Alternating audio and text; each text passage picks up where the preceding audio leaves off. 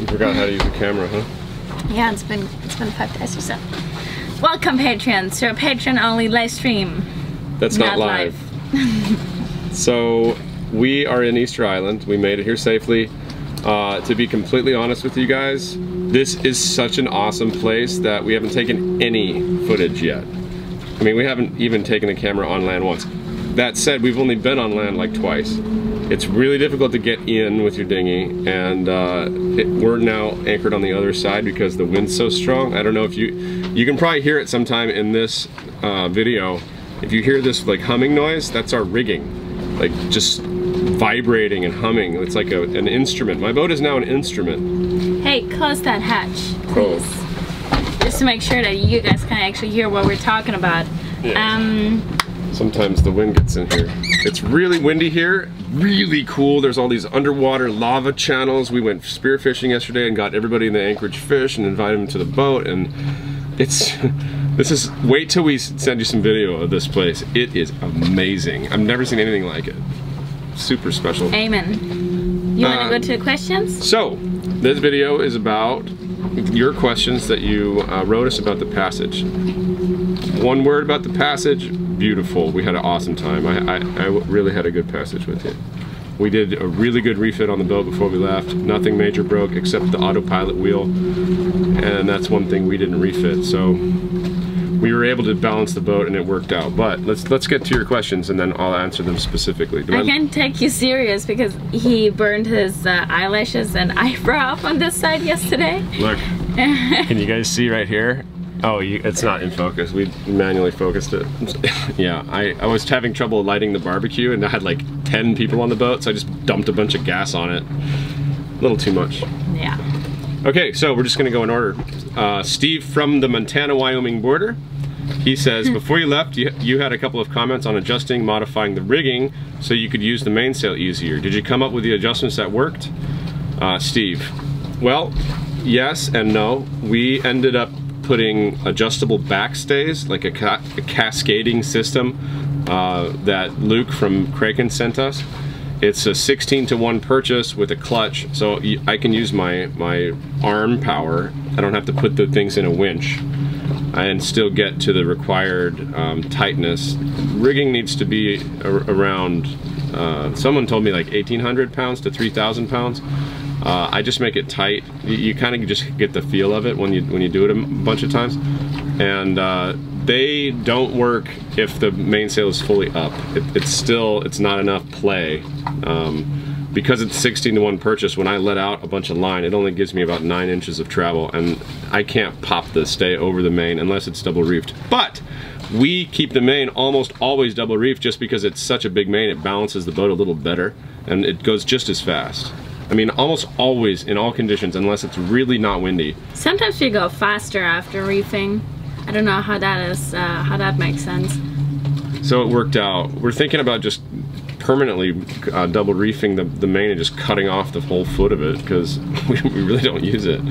So it's kind of like whatever. It's working. We're not really upset about it. But yes, it does come in handy when we're double reefed, and I can let off the back stay on the leeward side and pop the sail around. It makes it so much better. Thank you, Luke. Okay, you want to handle this one? Yeah. You talked about how cool it was to smell land after so many days at sea. Is there anything else that surprised you after that long of a crossing? Also, do those statues on Easter Island really have full intact bodies just buried below the surface? Okay, Russ, so the one thing I was surprised after seeing land is that I didn't miss it as much as I thought I was gonna. Because we had such a great passage, I was really excited to see Easter Island and stuff, but because we had such a great passage, I was kind of sad that it was over already after 18 days. Yeah, other than that, I was just surprised about how well we handled the whole thing, to be honest. It was I was surprised awesome. Nothing broke. And no major catastrophes. Yeah. Other than we're used to having major catastrophes every time we go out. And as far as the moai, we don't know. We haven't seen them yet. We've seen 2 statues that are in Zingaro in front of the anchorage, They all look inward towards the island, and we haven't done the tour thing yet. We're having a guy bring down an autopilot piece. His name's Rick. He's one of our patrons, and he is awesome. He's saving us, and we're waiting for him to get here to do the guided tour thing. Are we? Yeah. He'll be here. He'll be here in 4 days. Oh, that's right. Yeah, that's soon. But I do think they have the whole body thing going on, because that's how they used to move them. They tied lines around the head of the moai, and they had 10 guys on each side of him, and would kind of pull till the moai would do this, and that's how they would walk them around and put them where they needed them. Did you know that? I did. I saw the video on that. You guys should look that up. Look that up on. So they do have bodies, yeah, and they just found that out lately, right? I mean, yeah. How? And there's one that's underwater, so we're gonna dive it. It's at 24 meters though. That's really deep. That's 75 feet. Yeah. So we can't get down that deep with freediving, but it's also not an original moai, but that doesn't make it any less cool, I think, and we're definitely gonna dive that. Rick said he's got his PADI license, so maybe we'll both put on some scuba gear and go down there, and you can be at the top just waving at us. How cute. Just kidding. We're gonna get you there, baby. Don't worry. All right, Joseph Brzezinski, thank you for the drone, dude. That's the patron that sent us the drone. You are the man. We use that thing all the time. We got some crazy cool footage. Anyway, guess I just have a general crossing type questions. How much fun did you have? How was crossing the equator? I'm guessing the girls haven't crossed it yet. Not sure about James. What's it like being in the middle of nowhere? Were there any scary moments? That's it. So yeah, we crossed the equator when we came into Ecuador. So the last sail from Coco to Ecuador, and it was just us. Lucy actually left us right before we left Costa Rica, and it's probably gonna just stay us for a while. I like it just us two. Crossing the equator was really fun and a life achievement. I mean, I've never crossed the equator even on a plane before. Me neither. We didn't do it in the Navy, so that was... So we were both virgins and didn't really know what kind of ceremony? Yeah. So, I have trouble speaking today, sorry. We might redo something for the YouTube channel, but we didn't do any kind of ceremony except we just watched the thing go down and we were like, yeah, dude, we're south of the equator now, that's rad.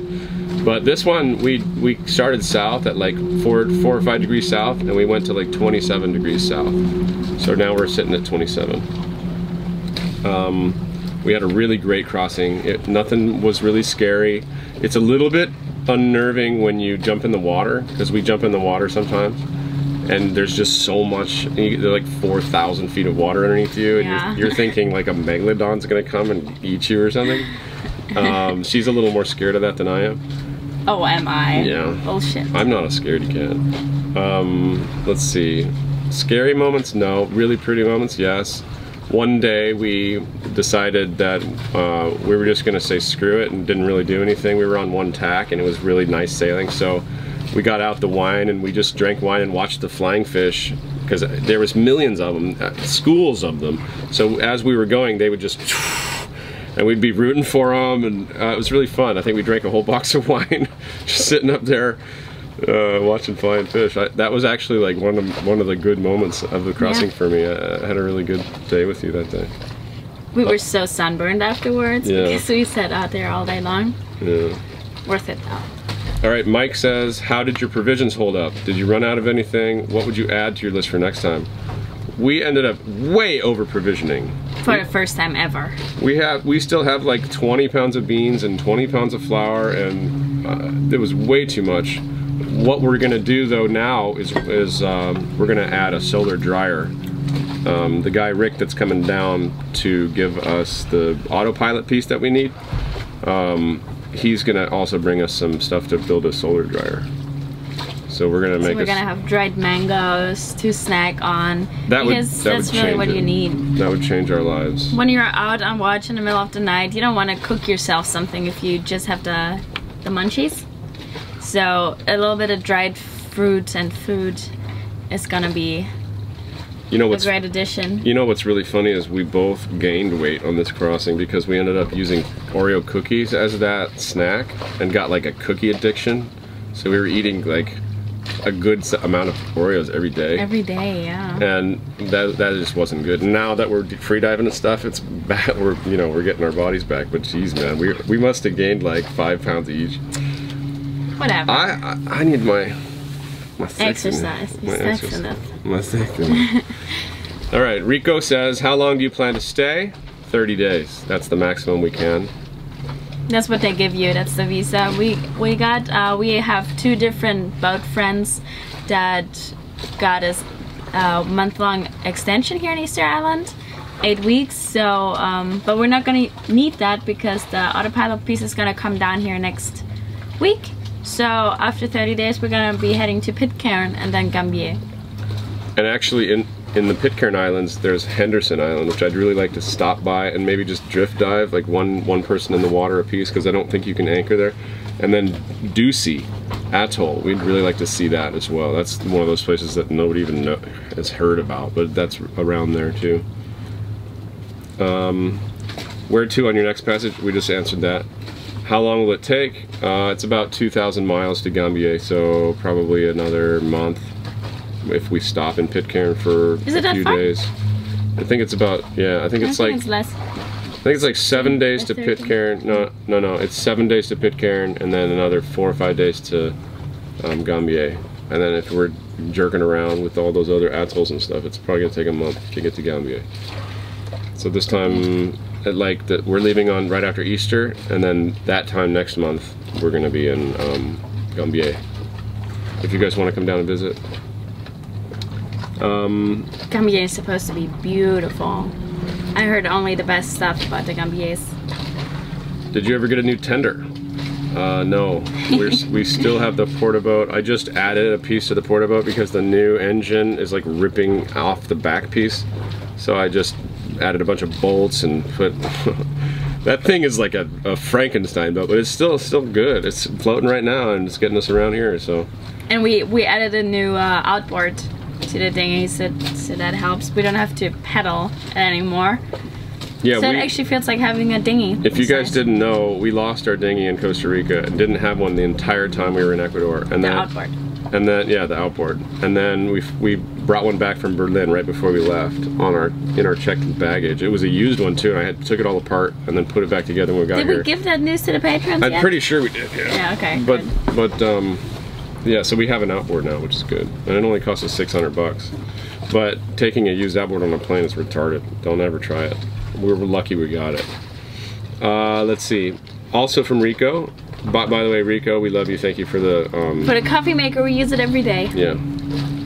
Do you experience any large patches of trash along the way? No. Well, we did see stuff floating, but not like you have seen in the pictures. You know, like this huge wasteland.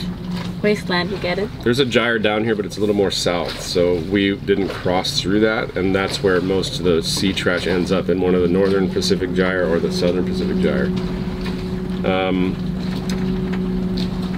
Were there many other vessels you encountered? Dude, we saw a fishing boat 525 miles out to sea in a panga with 175 horse Yamaha motor. They know what a panga is? Like these open boats? No cover. I mean, they were like, even at 20 knots, that's like 36 hours back. That's insane. We were like, what? We had to stop sailing and like divert off and change our course because their fishing line was out.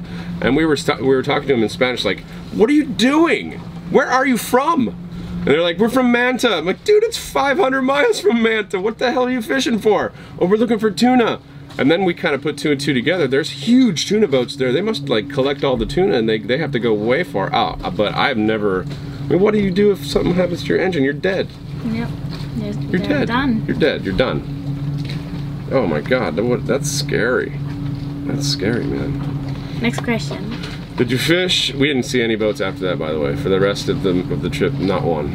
But here, we're 9 boats in total, so we were pretty surprised. We thought we'd be the only ones, or maybe 1 or 2 other sailing boats, but yeah, we're 9, and we have a lot of awesome neighbors, and we're having get-togethers and dinners all over the place. Very crazy, eclectic kind of boats here too. Like not your run-of-the-mill, you know, couple catamarans and a couple monohulls. It's like monohull with 2 flopper stoppers, double-masted, wing mast, brand new boat. A Swan 60 is here. And then a 25-foot. No, how big is a Bressa? 24-foot Hank on sails.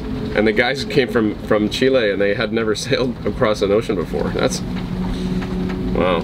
Yeah. They got some balls. Let's see. Did you fish? Did you catch anything? We caught 1 little mahi and she made me throw him back because he was little. He was a baby. No, so we didn't catch any fish. That sucked.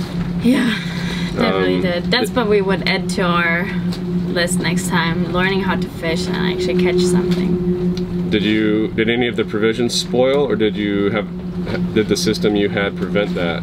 That they didn't get bugs, so no, none of the provisions spoiled. Did anything spoil? That was no. Oh, the strawberries went bad after 1 day. It's true. Strawberries dead. You can't keep them in a closed container. We should have let them air out a little bit. And that's one of the things that we would just dry. Yeah, they're great dried. Put it in muesli. We would just dry it, and that I mean, we'd have strawberries the whole trip. That would be nice. Can't wait for the solar dryer. I'm really excited about that.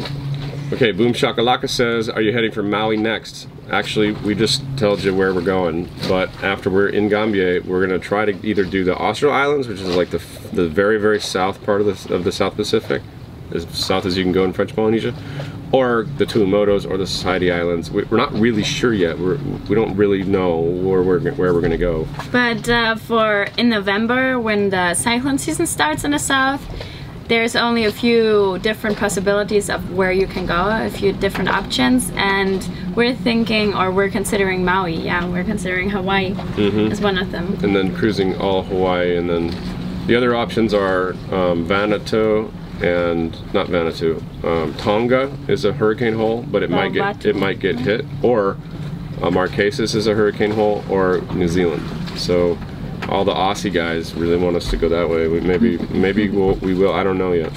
But I'm definitely afraid of hurricanes. I don't want to be in a cyclone area with a super cyclone and all that crazy shit. Okay, Brewer, thank you for the weather reporting out to sea. We got texts from Brewer on our inReach every 2 days with weather reports, with like anything, and then he reposted our texts on Patreon. We really appreciate that, man. Seriously appreciate it. Enjoy the t-shirt. How about the Spectra Watermaker? And what, if anything, are you doing for refrigeration? And Gareth already seconded this comment. So, the Spectra Watermaker. I can't say enough about it. It changed our lives, man. We were taking showers every day. We didn't have to worry about water.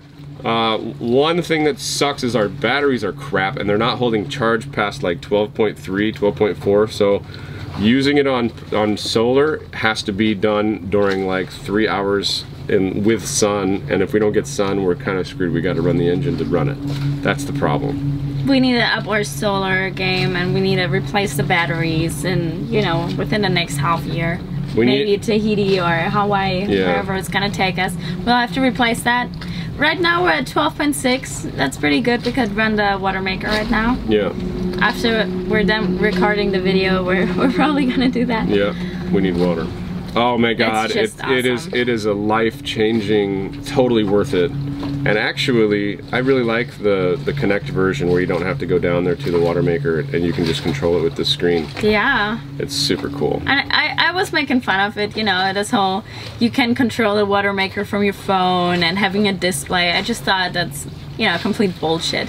But it is nice because that thing just beeps at you, it tells you what's wrong, you know, it's replace the filter, or the pressure's not high enough, or blah, blah, blah, blah, blah, or low voltage, all that stuff you would have to have an eye on while the Watermaker is running. It just is doing that for you, so I'm really glad we got the Connect version on the Watermaker. I think if you're going to spend really $6 grand or $6,500 on a Watermaker, spending another $2,500 on the Connect version would be a really, really good investment. Yeah, definitely to be considered. Not that we would have that kind of money to buy a Watermaker, but I wouldn't even spend $6,500 on one, but I love this one. I really like that we got sponsored by them. Yeah. Okay, Gareth also says, I love all the previous questions. Were you planning on heading next? We already answered that. What are some of the things you would change or add to the boat to make long trips easier and better? You know what we just did right before we left on this trip was we got a hinged piece, we made a hinged piece of plywood to go over this bed. This thing folds down to a bed. And then we got a whole nother bedding setup with foam. Game changer. We only slept up here. It was the most comfortable thing ever. This is like a king-size bed up here. It was amazing. Yeah. It turned this boat into just a den of love. But yeah, that was the main thing, and that's the only thing I can really think about. What else would we change? It felt like a big bed with a sail on it that sailed here to Easter Island all by itself, you know. I'd like to get running backstays. I'd also like to change the windows so we can see out. That'd be cool. I mean, you didn't really have to do much, right? Just take the freaking covers off here, these things, and then polish the windows. Or just get new plastic windows, yeah. The solar dryer will be a great addition. Yeah. Anything else on the boat? Back seats in the back to extend the cockpit a little, because on the passage we obviously can't chill on the trampolines when it's rough, when there's any kind of wind really, and the cockpit is so small and also wet that we don't really have space to chill and relax outside, and I would really like that. Yeah, we really like to be outside. We spent like one night out on the trampolines while we were sailing, and it was nice, and the swell was just picking us up. We were really slow, and we just watched a movie out there, but usually it's a little too rough and too fast and too much water coming out. So we posted about that on Patreon before, the seats that we wanted to mount on the back, and that just never materialized. It's going to be expensive. The whole idea. Yeah. I think it's going to cost us like $1,000 or $1,200, and we just don't have it now. It's also not necessary, so that's really not on the top of the list. What is on the top of the list right now? The autopilot, and that piece is coming in next week, so yeah, so we're good right now. We got a linear drive coming in. So there's two different types of autopilots. You can get the wheel drive that attaches to your wheel, and it's got a little belt inside it. Or you can get a linear drive that's either mechanical or hydraulic, and it attaches to the quadrant that's underneath with the steering cables. And that directly drives that, and that's got a lot more power, and it'll handle a lot bigger sea state. And it just so happens that the brain that we had can't drive the linear drive because it uses more amperage than it provides. But I had bought in Panama like a year and a half ago swap meet for like $30, or maybe I traded him a fishing pole for it, a whole nother pilot setup, just because I saw it there and I was like, shit, what do you want for it? I'd like to have a spare. And it didn't have a drive unit, but turns out it's a better one than we had. It's a one for a linear drive, and it's 2 generations ahead of the one we had. So we have an S1G, this one is an S3G, it's got a gyro in it, it should drive the boat even better than the one we had, and we're getting a linear drive, and we're getting somebody to bring it down. Jackpot. Oh, I love right this. There. I'm so happy, dude. We just got the news today that he's coming down. He just bought his tickets like an hour ago, and dude, we're getting the freaking autopilot. I was so afraid we were gonna have to go to Gambier with those damn bungee cords. Okay, baby, wrap it up, because every second that we record here, we have to sit in an internet cafe for half an hour, so. Okay, Warren, he says, were you able to balance the helm so you could simulate an autopilot, or did you have to constantly steer? That's a great segue into what I was just talking about. Yes, this boat, I love Loch Crowther. I have never heard of anybody being able to balance a catamaran as well as we were able to. We were able to balance the cat and then go to sleep, because there's no boats out here, for like 2 or 3 hours at a time at night.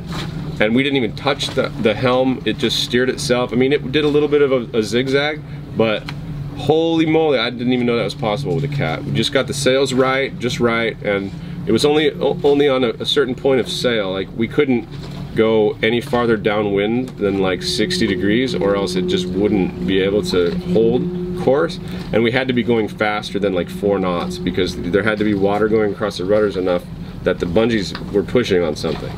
So it was all about like tweaking, just little tiny tweaks, like moving the bungee cord this much farther. But once you got it, it was great. And it worked really well until about 300 miles away, and the wind was really variable. And every time the wind changed, we'd have to change the autopilot, so that means that all night long it was changing the autopilot. So we weren't hand steering, and we decided that we weren't gonna do that. So the last night we ended up just drifting all night, and yeah, you can see our track. It wasn't really about speed for us at that point. It was more about comfort. We were just like, shit, we had such a comfortable patches. We were like, we don't want to hand steer for the next 24 hours. We're just gonna do this weird thing. And it was, I can't say enough about the boat. I really, really love Zingaro. She did an awesome job getting us here. I think that's it with Warren's questions. Oh wait, no. How did the fresh fruit and veggies hold up? We already answered that. Did you see much plastic trash? All answered that. Very impressed by your trip. How did the boat perform? We got that. Thanks for your questions, Warren. And then Zvi, he's our patron actually just today. So what's up, buddy? Thanks for joining. Any special stormy weather tactics? Did you have a drogue or a parachute on board? That's a great question. How about energy consumption along the way, and what are your energy sources during extensive passages? All good questions. So we have a parachute set up in Lazaret outside. Port Lazaret. Port Lazaret. And we didn't use it. We have not tried it once, to be completely honest with you. But it is there, and it's set up, and it should be working. 400 feet away. Oh, let's go to 10. They're switching channel. It's got 400 feet of line, a big fat swivel, a 9-foot parachute in a bag, and a 60-foot bridle line, so we can try it off in a bridle. And we'll try it out I got in my head what I want this thing to do, so I'm going to put it off of a winch, and then whenever we're ready, we can just tie the bridle line to it, tie it to the other winch, and then let that go. And then it'll come back. If not the winches, then there's 2 big fat cleats right there, and then they'll come in handy at some point, maybe. Yeah, it has to be tied onto a winch because we got to be able to get it back, and the only way to get it back is to winch it back and then untie the bridle line when it comes up. But I think that's probably what we're gonna do. Anyway, yes, we have a in our heads and in actuality, which thank God we didn't use it. We can use that as a drogue too. So that's a parachute for stopping the boat, and then we can just use one of the anchors, one of the spare anchors, throw that in with some chain, and just that'll slow us down as a warp. They call that when you tow something. We actually thought about throwing it in one of the days because we were reefed down to the minimum already, and we were still flying down and up waves. And remember, we were discussing whether we were gonna try it out, but we were just too lazy. We weren't smashing that hard. No, it was still comfortable, but there was no way of slowing the boat down any further. That was the day we did 12.5 knots. That was. I don't like going that fast. That's too fast for this boat. As long as, but the sea state was okay. It wasn't too bad. Every once in a while we got slammed by a wave, because most of the time we were on a beam reach, means the wind was on our side. So sometimes the waves would come up underneath the boat and hit the bottom of it, and that makes you slide sideways in a weird way that feels as if the boat was gonna flip, and that's really scary. You know what I mean? Yeah, the waves were like taking us and like pushing our ass end back, and we'd slide. So what we did was we just raised the dagger board so we would slide, and it didn't trip it up or anything like that. Scary. And it was, yeah, man, it was like really sliding. It would change our heading, and then the boat would come back. And because we had bungees, we didn't have an autopilot to correct for it, so it was just kind of like, woo. It was really a weird feeling. Yeah, that was the first time that's happened. Energy consumption, go. Energy consumption, yeah, as we said already, our batteries are pretty screwed. We were charging all day long with solar when the sun was shining, and we mostly had enough. We had to run the engines like 3 times to charge the batteries back up and to make some more water because we had excessive showers on the boat. Woo! You know, and we were a little excessive. Yeah, that's okay though. And yeah, we got some really good footage. Really good, like our best sailing footage ever with this new lens that we got. Can you see? We got some really good footage for you guys, and we're upping our game a little bit. We've got a new mic too. And a new mic. I hope you can hear the difference. I hope you can hear the rigging. It's really windy here. We can't wait to show you guys some of Easter Island. We've been pretty lazy about taking video just because it's been such a beautiful place. We've been free diving and just relaxing and hanging out with all the other boaters. After 3 months in Ecuador by ourselves, it's really nice to have friends again. Yeah. So honestly, we've just been kind of chilling. We're gonna let you guys go. That was 20 minutes. I think that's the longest our video can be. So, any final thoughts before we say goodbye to the patrons? I'm really excited to go explore the island, and we'll take a bunch of video for you guys, promise. And we'll find out everything we can about the Moais, and they offer stargazing here at Easter Island, Yeah, which we're doing that. the night sky here is insane. Yeah. And they teach you how their ancestors navigated by the stars, and they use turtles apparently and seabirds, and we're gonna tell you all about that as well. That's gonna be how fun. interesting is that? Yeah. We're really excited about that. And there was a third thing we wanted to learn here on Easter Island, remember? We found you can eat sea urchins. Oh yeah, we're gonna do that. One of the cruisers knows how to clean sea urchins and eat them, eat the roe out of them, and we've never done it. So we'll teach you guys how to do that too. It'll be fun. Yeah. Because those things are mean, dude. Yeah. She got one in her knee yesterday. They're not fun. I'd like to kill a few. Is that it? I think that's it. Yeah. Okay. Thank you guys, and thanks for making this possible. thanks for your questions. That was fun. I hope it's not gonna take too long for us to upload this video. I'll just put the quality down just a little bit because it's just such bullshitting. Sorry about that. The laundry place of all places here has good Wi-Fi. God knows why. And So actually, that guy is an activist on the island, and we're gonna try to get him as a tour guide. Yeah, Leo, really cool guy. He's making documentaries about all kinds of things here in Easter Island. Very cool. So hopefully we can convince him to at least give us an interview so you guys can meet him. Look out for that. Look out for some cool stuff. That's it. Okay. Later.